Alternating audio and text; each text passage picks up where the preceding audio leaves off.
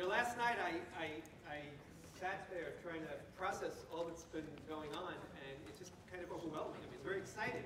And I want to thank the I Center, I want to thank Ann and Barry and David Breakstone and all of you who've done so much to make this happen. And I want to thank all of you who've really invested so much. One of the things I noticed yesterday was that in my generation of intense Zionists, right, we should not delude ourselves into thinking that 20 or 30 years ago Zionism was this mass movement that was so popular.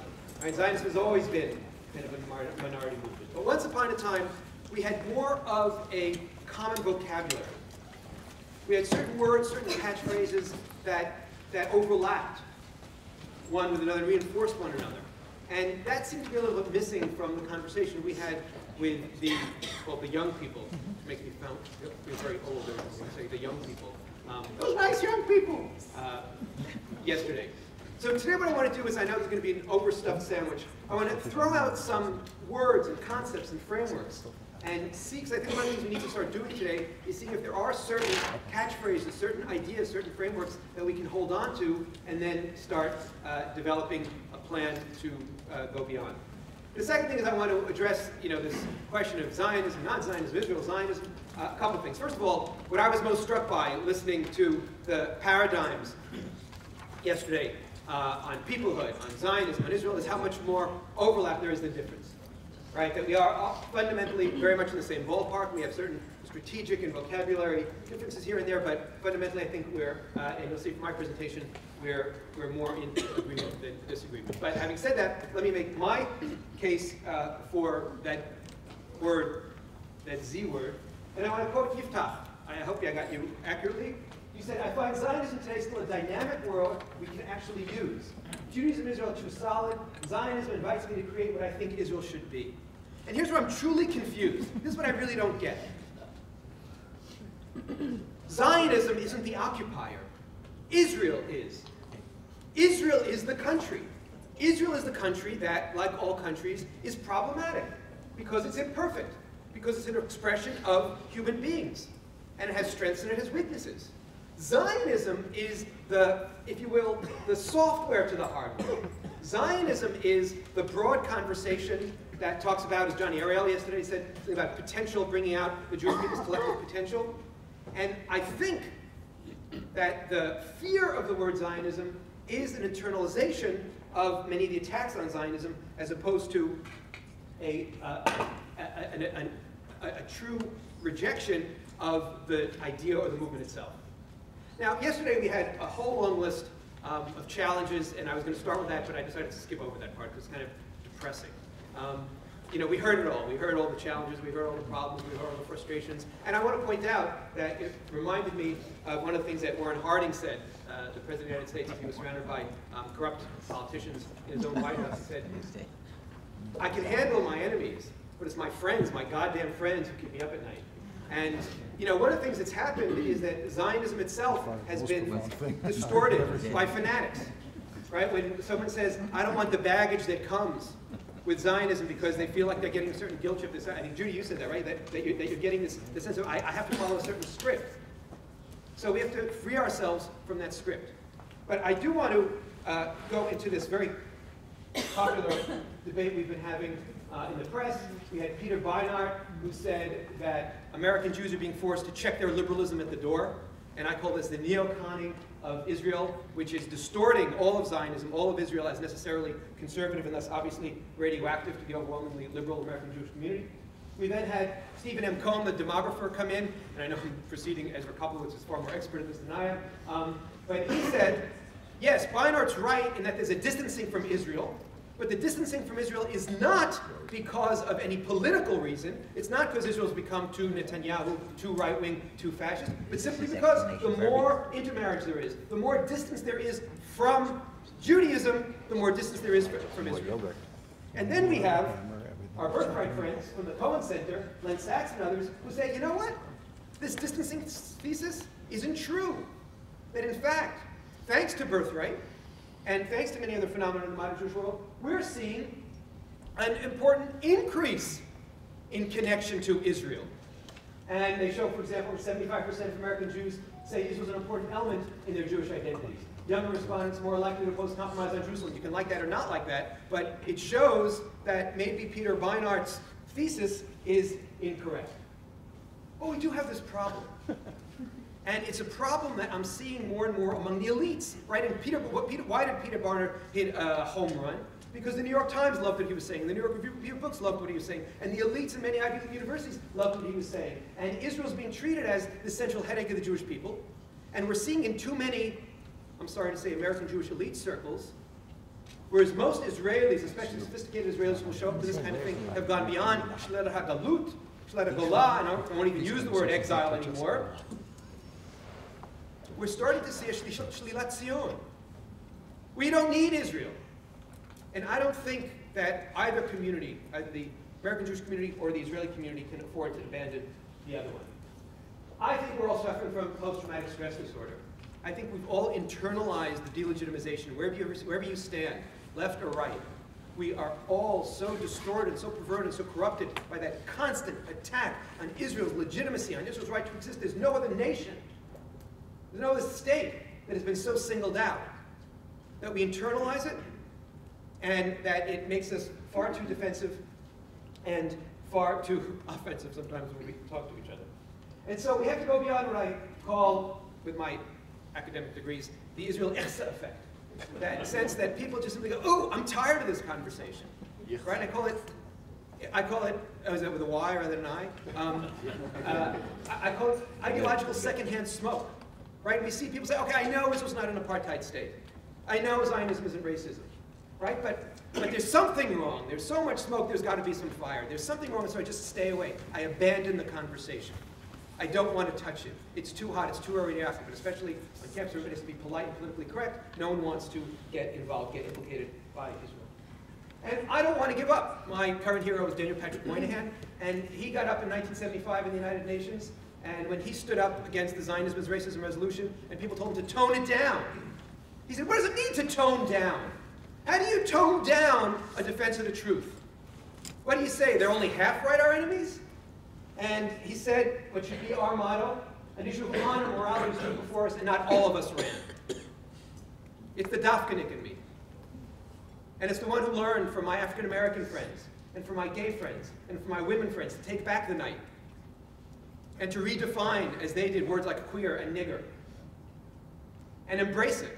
So I will not allow Zionism to be defined by them. And I will not allow us to internalize that critique. I want us to reframe it, re-embrace it, and restore it. And that's, in a sense, what Zora was saying yesterday, that the word is the same, but we can change it. And so this is, I don't know if you can see, but this is from the recent Gaza operation. We have to have what I call a jujitsu. Take the negative and turn it into a positive. Sing a new positive song. And we start with the central ideological challenge that I proposed to the young people yesterday, right? And I asked the question, who needs a Jewish state? And if we don't have a good answer to that, and frankly, young people, not such a great answer. I didn't get such great answers because many of the answers that I got were too abstract. Many of the answers I got were too impersonal. If you don't take it personally, if you don't feel a personal need for the Zionist state, for the Jewish state, then yeah, you can do nice things, you can do Israel advocacy, you can help. But to have a true Zionist revolution, to have a true Zionist conversation and reorientation, we need to start taking it personally. We need to be cheesy, the I in Zion. We need the Ani b'Tzioni. And so, John F. Kennedy may have said, ask not what your country can do for you. Ask what you can do for your country. I want to ask, what can my country do for me and for us? I want each of us to ask the question, to turn it around. I've had enough Zionist guilt trips. I don't want it. I want to have a conversation which we say, what does Israel mean to me, and how does it help me? How does it help me if I live here in Skokie? How does it help me and I never get to Israel? How does it help me if I live in Beersheba? How does it help me personally, ideologically? How does it fulfill my life? How does it enrich my life, both as a Jew and as a human being? And I say a century ago, Zionism revived pride in the label Jew. Today, Jews have to revive some pride in the label Zionist. And these were inspired by yesterday's conversation. One of the things also that struck me was I felt like we were experiencing what I call Popeye Zionism. Popeye was, I am what I am. Right? It is what it is. A lot of the conversations and the panels that I heard in our group in Monaco or Barcelona, or wherever it was we were dancing and singing, was accepting Israel, accepting Zionism as it is. And I don't want to do that. I want to go to incredible Zionism. And incredible Zionism is captured by this fabulous conversation between Dash and Elastigirl, where Dash says, you always do your best, but you don't really mean it. Why can't I do the best that I can do? And Elastigirl says, that scratchy voice of hers, right now, honey, the world just wants us to fit in, and to fit in, we've got to be like everyone else. But Dad always said our powers made to be ashamed of, our powers made us special. Everyone's special, Dash, which is another way of saying no one is. And I think we in the Zionist movement have to play with that. We want Israel to be a normal state, and we also want it to be an exceptional state. We want it to be an exemplary society. But both of those are about changing Israel, because Israel right now isn't quite a normal state, not quite an exemplary society. So it's going beyond the Popeye Zionism and making it something more exceptional.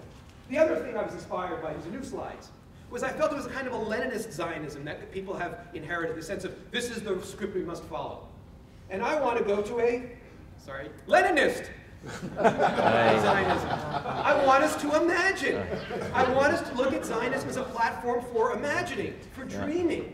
And that was, by the way, one of the words that really struck me that was missing from yesterday's conversation. Herzl was all about dreams and making dreams come true. That was one of the words that united us in the 1970s and 1980s in the youth movement. I didn't hear it yesterday. And again, I feel that part of it is the dreams have been beaten out of us, and we need to bring them back. Now, I'm well aware that there are problems. So I talked about the support for Israel. And here you see figures again from the Cohen Center, 1986 to 2007. Caring about Israel was important to me. If Israel was destroyed, I'd feel if I had suffered a great tragedy. You get to Zionism, no, I'm only 27, 29%. Right? So there is a problem, right? But I look at that as an opportunity. Because I see a certain kind of false consciousness. I see an American Jewish community, Canadian Jewish community, which is overwhelmingly non-God-based, non-religious-based, that expresses itself through culture, tribal affiliation, national affiliation, civilization, whatever you want to call it. That's a lot closer to the Zionist part of the spectrum ideologically than to the strictly religious part of the spectrum ideologically, even though when they fill out their census forms, most American Jews talk about Judaism being their religion. So that's an educational opportunity for us. We can move the needle. And we need a big tech approach to Israel. So I'm quoting from a friend of mine who said, we don't want to have bacon cheeseburgers served on Yom Kippur in the JCC. Right? Even a JCC that doesn't have a kashrut policy is not going to serve bacon cheeseburgers on Yom Kippur. I know that was a popular thing to do in kibbutz in the old days, right? Get into a conversation about that, secular Zionist revolution. But we want to have a sense, when we draw red lines and blue and white lines, that which we won't cross, but also we don't always be negative. Let's also have blue and white lines. That which unites us, that which we affirm. We want to have a tent like Abraham's tent with 4 clear poles rooted somewhere, but also open in every direction. It's more important for me to invite and recruit as many people into the Zionist tent than to try to keep people out with all kinds of restrictions. And I want to call for a hyphenate Zionism. What was the great excitement of the Zionist conversation in the turn of the century? It wasn't just Zionism. It was socialist Zionism, labor Zionism, religious Zionism, revisionist Zionism. I want to have many different Zionisms. And I want us to figure out green Zionism, liberal Zionism, settler Zionism, religious Zionism. Let's bring in different kind of hyphenates. What are we doing there? We're building on our fundamental commitment to the Jewish state. Biko, I think, said this yesterday. He said, you know, when I'm trying to justify or define myself, I use the word Zionism to show that I'm a liberal Zionist to stay within the two-state solution framework when I'm talking to some of my leftist friends who might go to the one-state solution. So you use that to use modifiers with their Zionism, broadens the conversation and deepens the conversation. And I'm rushing through, but this is something that I think is really important. Let's take that important idea from the 19th century, what's the Jewish problem? And ask the question, because that gets personal. What's the Jewish problem? What's your Jewish problem? What's your personal problem? I had an opportunity to speak to the American Jewish Committee Access 2020 conference, which is another one of these opportunities for young people and old farts to meet. And the way I started the conversation was with a series of questions about their life. Who are you? Like these old values clarification games that we did in Young Judea in the 1970s and 1980s. What's important to you? What are your values? And then a critique. What's missing in your life right now? What's missing in the Jewish world right now? What's missing in America today? And then the question, the open-ended question. is Zionism, is the notion of Jewish nationalism, is this collective project called Israel helpful in any way in answering those questions, in solving those problems?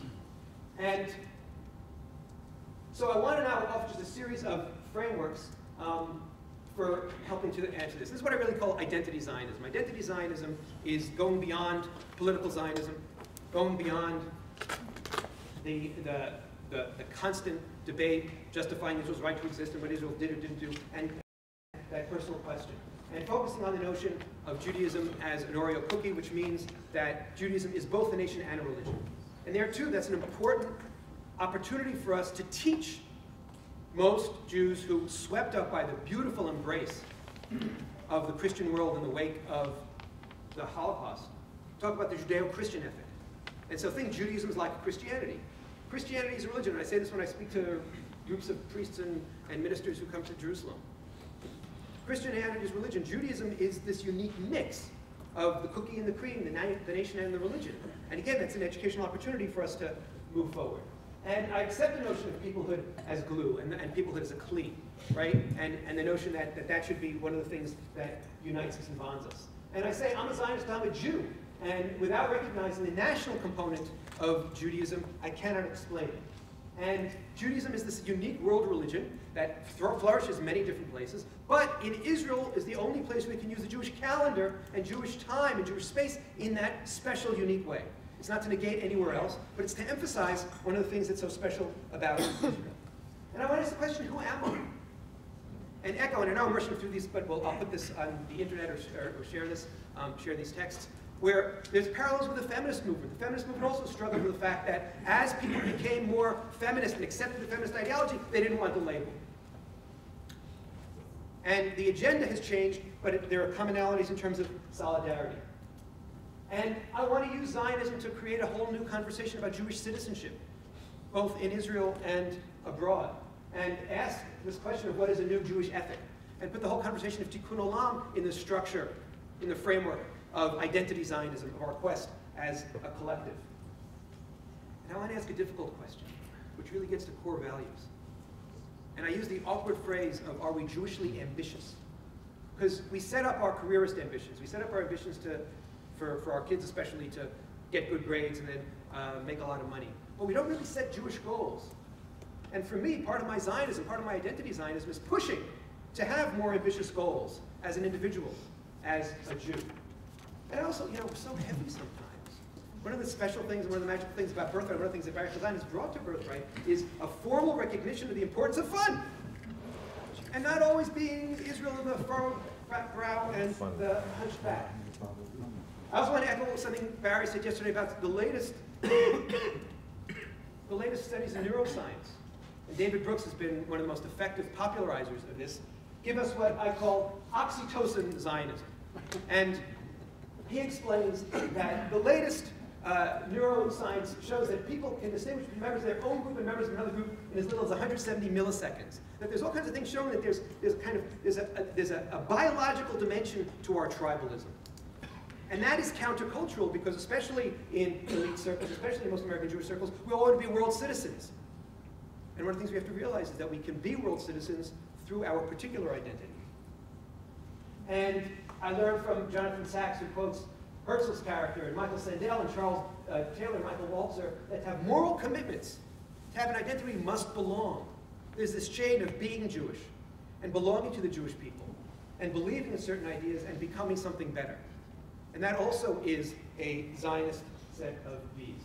And I quote Barack Obama, and I know I'm rushing through this, where he talks about how fascinated he was when he had a counselor in his camp when he was in 6th grade who told him about this crazy story of a rootless people who came home, and he said, as someone who was not rooted, I was fascinated by this. And he says, when I think about the Middle East, I think about the hardship that the Jewish people have endured, but I'm also mindful of the incredible opportunities presented when people finally return to a land and are able to try to excavate their best traditions and their best selves. So many people have done that thing in Birthright where you go and dig for a day and you dig down, right, and you pull out because they've spent the night putting it all. No, you pull out this amazing archaeological piece of, right, and you go, wow, I'm excavating my best tradition and my best selves. I challenge us. I go around, even as Barack Obama's become somewhat of a controversial figure in certain parts of the Zionist movement. I use this with right-wingers too. I say, can we articulate a Zionist vision as powerful and as compelling as his when he talks about excavating our best traditions and our best selves? And I want to celebrate the fact that Israel, the United States, and Canada are sister but not similar democracies. We emphasize the similarities in terms of rights and responsibilities, but we also have to emphasize that they're different in terms of their relationship to multiculturalism, in terms of their relationship to the thickness and thinness of public culture, in terms of their questions of church and state. And it doesn't make one democracy better or worse. There's a condescension I'm starting to see among especially elite American Jews looking down on Israeli democracy, ignoring, we've got some problems in America here. We've got fiscal cliffs and red and blue, but somehow we forget all that when we start pontificating and condescendingly lecturing to Israelis about their flawed democracy because they dare to elect a right-wing prime minister 4 or 5 years after after the United States elected a right-wing president. And Israel is a values nation. And that doesn't mean that no other nation is a values nation, and it doesn't mean that Israel is a perfect nation.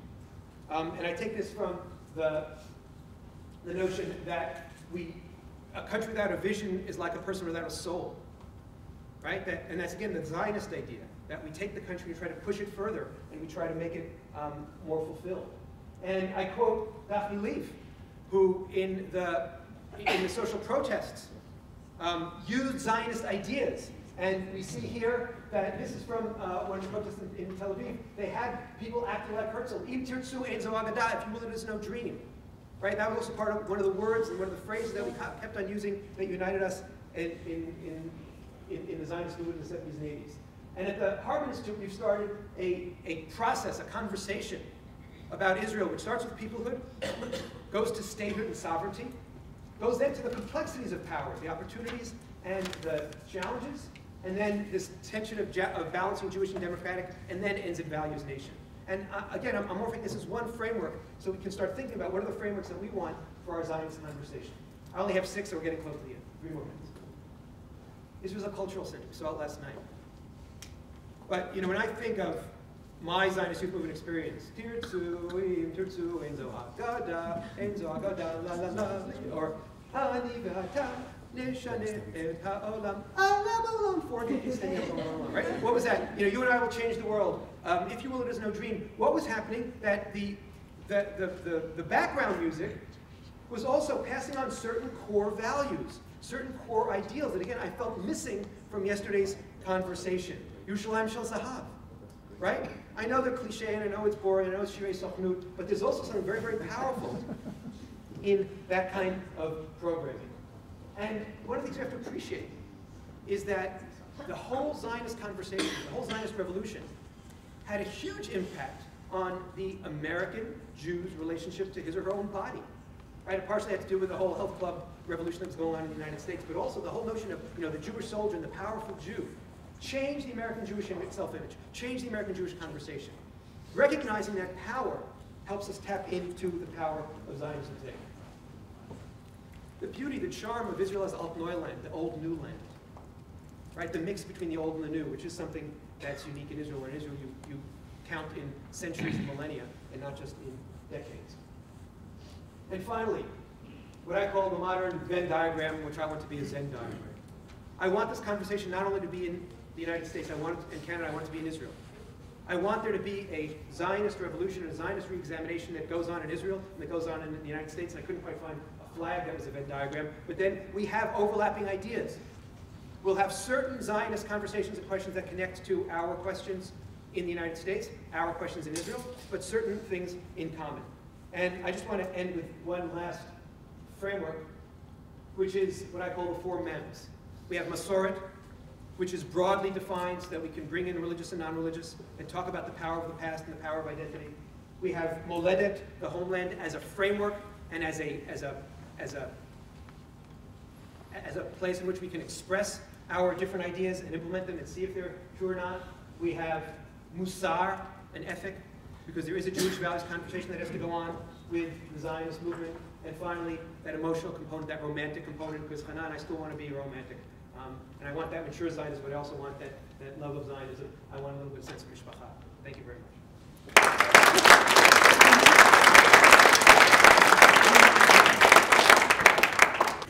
And that's why, but I think what we need to do is, and that's why I'm trying to use these ideas of hyphenate Zionism, right? Big tent Zionism. If we start modifying our Zionism, if we start using the adjectives in front to broaden the term, to reestablish the term, to create new frameworks, as Zara was talking about, then I think we have an opportunity to invite people in. And again, what I keep on seeing, I'm struck again and again, sometimes when I'm being judgmental, I call it false consciousness, sometimes I call it a teachable moment, but the gap between what many American Jews think they believe and how they label their beliefs, and what they actually believe based on conversations and also public opinion polls, shows to me that there's room. There's lots of room for a re-examination and a reinterpretation. And the reason why I quote people like Daniel Patrick Moynihan is I do think a lot of it has to do with an internalization of this delegitimization. And if we have a more honest conversation about the degree to which that conversation has been distorted and corrupted, we have a better opportunity to save not just the word, because ultimately it's about words, right? That words, I mean, Moynihan said words matter. But they do matter, they don't matter, but it's about our souls. Thank you. Professor Khazan. Dr. Post. So I have 4 questions or comments. The first is... No comments, just questions. Yeah, 4 questions, no comments. I'm totally clarifying. The first is... You're testing me today. You're getting pushy, you know? So the first is I would want to be the member of any club that Gil Troy is a member of. So I'm a Zionist. That's with a question mark at the end. So I'm a Zionist? Too. You're one of my Zionist heroes, man. You know, now I want to talk to Gil Troy, the historian, not here, the Gil Troy who has written about Reagan and Moynihan. Isn't your sense that actually the study of Zionisms and the history of it is a fascinating area, and there are many diverse strains and trends, and there's a certain sense in which there isn't Zionism, but there are movements that interwove, and Herzl is so dramatically different from Ben-Gurion. And actually, the Israel you described today, I don't think has much to do with Herzl at all, and I don't think, you certainly don't look like Herzl. You're better looking. And so, what's your feeling about the historical diversities and complexities and fascinations? And has the term become some kind of a non-descriptive term, but a important, valuable handle? And the third thing is your 4 mems, Masoret, Moledet, Musar, and Mishpacha. You sound to me really like a Jew. And you sound to me like what you really are talking about is Judaism. So how come you haven't, or are you getting ready to write the book, which maybe is important why I am a Zionist, but why I am a Jew? Thank you for that. I'm hearing two central challenges here. One is the question of the diversity, complexity, richness of Zionism as a movement. And that diversity, richness, complexity leads to confusion, right? And Arthur Hertzberg in the 1950s and 60s wrote a book called The Zionist Idea. I was talking to somebody about updating it, and we said it should be called The Zionist Ideas, right? So the ideas, and this is where the historian who speaks says, yes, there are lots of different flows, and that's why I call it hyphenate Zionism, and you could start by mapping out the cultural Zionism of Haram, and the revisionist Zionism of Jabotinsky, which Hertzberg spent about 7 pages in a 600-page work focusing on, because he wanted to distort things and make it all labor Zionism. And you have labor Zionism of A.D. Gordon, and then you could bring it up to today and say, where are those echoes, right? And you're right. The kibbutz is still alive, but it's not the kibbutz of the 1950s and 1960s. The ideas of Ben-Gurion and Jabotinsky are not exactly brought to life. But at the same time, in the same way that when I look at America, I hear Thomas Jefferson's echoes, and I hear George Washington's echoes, and I see the continuity, I also see the continuity in the conversation with A.D. Gordon and Daphne Leaf, with Jabotinsky and Netanyahu and Rivlin and Mary Dorr, who were very, very important these last couple of years in fighting anti-democratic legislation coming from their own party. So and I think it's helpful for us both historically and ideologically to learn from those roots, to learn from that kind of conversation. More so, if I had a 3-hour version of this, what I usually do is I speak to a group of young Judeans on the year course. And I talk about Zionism for 15 minutes, and then I stop and I say, okay, define the term. right? And we spend time defining the term the same way they spend time saying, how do you answer the question of why do I need a Jewish state, right? I was rushing through today. And to me, at the end of the day, the fundamental definition of what Zionism is, the thing that unites Ben-Gurion and Begin and Jabotinsky and Rav Kook and us today, is a belief in creating a Jewish state in the Jewish homeland, Medinat Yisrael and Eretz Yisrael, empowering the people, Am Yisrael, to do it, but also doing it with this notion of trying to achieve a certain kind of self-fulfillment and trying to make the country a better country, an exemplary society. And that, to me, is still the Zionist mission. Now, when we get to the second question of where's the break between Judaism and Zionism, the reason why I put my emphasis so much on Zionism, I was speaking yesterday and I said, so I apologize for repeating myself, that to me, Zionism is like snow tires, right? That you take, and what was going on in the 19th century when Zionism had its major emergence as a national movement. Be careful with my terms, because I say that Zionism was rooted, of course, for so many centuries earlier. That you had a conversation about who are we, what is Judaism going to be in the modern world? We had this clash between Judaism and modernity. And the understanding of the national dimension of Judaism brings out something that I argue unites us more and should unite us more rather than dividing us. And in a world where I can increasingly see the divisions between Reform and Orthodox being so great, and Conservative and Ultra-Orthodox being so great, and Len Sachs teaching us that more and more people simply call themselves the unaffiliated, I say to build a new ideology based simply on theology, on Judaism, on God, is going to be problematic. Zionism is a useful, it's what I call my utilitarian Zionism. It's a useful tool, building on this notion of cultural commitment, civilizational commitment, which I call national and peoplehood commitment. And that's my attempt to bring life back to this controversial term, as Adam calls it, and also to push the Jewish conversation. And I'm just simply standing on the shoulders of giants who understood in the 19th century that the way to re-energize the Jewish conversation was with this thing called Zionism.